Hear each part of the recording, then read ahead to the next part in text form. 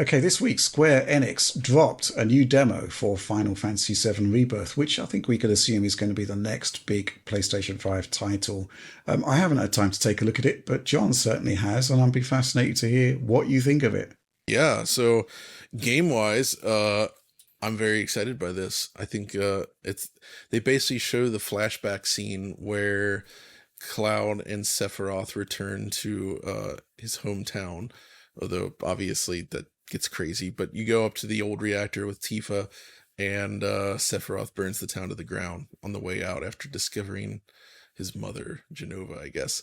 But it basically feels like a direct follow-up to remake in a way that's what I mean by that is like there's this feeling when you go from a last gen game to a next gen game that it's gonna feel like dramatically different or like huge overhaul technology wise, and that does not happen. This game is very much Unreal Engine the game, I would say.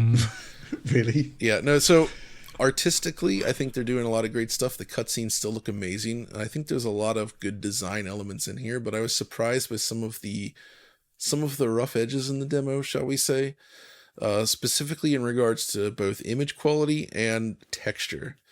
So the texture thing is a little bit confusing, actually, because they're not great. It has the same problem as Final Fantasy VII Remake, where you have this mix of high-res and low-res assets jammed into the same scene. And there's a feeling, I think I said this yesterday, where it kind of feels like they took assets that were designed for different scales and they kind of scaled them all up and then kit bashed them together to create the terrain. And you end up with this mishmash where the resolution of the assets doesn't match. And this is just this is a development thing. It's just, for whatever reason, that's the decision they made on that. And this is the first time we really spent a lot of time in like natural environments as well. Because obviously the first one took place in Midgard primarily. Well, yeah, entirely until the very, very end when you just get out. But as a result, now we're seeing mountain ranges and such.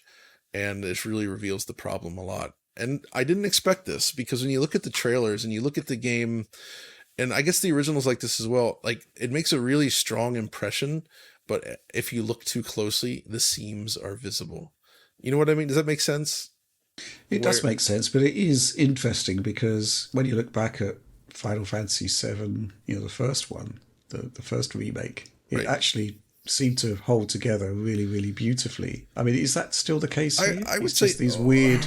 overall, yes, but it's because they're doing these natural environments, there is a sense that maybe they don't hold up as well in some ways. Okay. They are larger and more complex than what we saw in the original game overall. But yeah, it's just there's some weirdness with it. Also, things like shadows.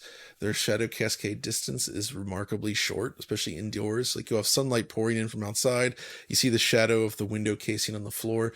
When you're like a meter from it, it's just like a blur. You can barely tell what it is. And then near the player, you see more detail in the shadow, but it's also still pixelated in low res. So there's like Okay. some weird shadow issues that surprised me. But then the game looks pretty blurry in performance mode, but the actual Right. performance level is really good. It holds 60 extremely well, unlike say Final Fantasy 16, which definitely did not. Okay, Right. that's interesting because we had this question from Abhi, a Yeah, supporter. Did you get the chance to pixel count the demo for Final Fantasy VII in performance mode? It looks so bad that when I connected it to a 1080p monitor, it still looks low res and distractingly Huh. blurry. But the 30 FPS mode feels so choppy for some reason. so I thought about this. So first of all, we did a few pixel counts this morning, and all of them came out to 1440p. Yeah. And I think Alex, you kind of theorized that what we're seeing is actually their low res post processing pipeline sort of causing it to become extra blurry and really kind of Right. hurting Yeah, the visuals, right? for Where sure. so the resolution is higher than you'd expect, but it looks lower than it actually is because of the way they're doing post processing. Is the way I would describe it. Okay. So that the actual pixel count's a lot higher than FF16's performance mode, interestingly enough. So yeah, Yeah. that's I go ahead. That 30 FPS though that they're talking about, why it looks choppy, and I think this is, you would, if you went back to the first game, I think you'd say the same thing. This game has motion blur, but it only applies to the objects that are moving and not the screen. And that was an interesting consideration back then. I think it kind of worked on the PlayStation 4 Pro when I played it on that. I'd never played the base PS4 version here for this game. It's the same. So I thought it worked there. And I think here maybe the brightness of the environments, it's quite brighter. It's like the place they put you in is a lot brighter than most of the stuff in the first game. So I think that you have like larger parallax to distance objects, so you can see the camera twisting more. There's a lot more going on here in terms of greater scales. So you're going to see a lot of that lack of motion blur in the camera more, I think. That's mainly what it is. I think beyond that, there's two other issues. First of all, the FOV is fairly narrow most of the time, which I feel makes it a little bit more disorienting. But the bigger problem, and I think what's really impacting people, is that because you can switch the mode in game, I think a lot of people are just switching to quality mode after using it in performance mode. When you do that, when you go to 30 directly after being at 60, it feels horrible. Like, it is extremely jarring. It takes your brain, actually does take time to get used to it. And it will seem much, much choppier. I think if you were to set that setting right at the main menu after starting it, after not playing it at 60, and then you just go in, it would probably look okay. Much better anyway, even though it's still 30.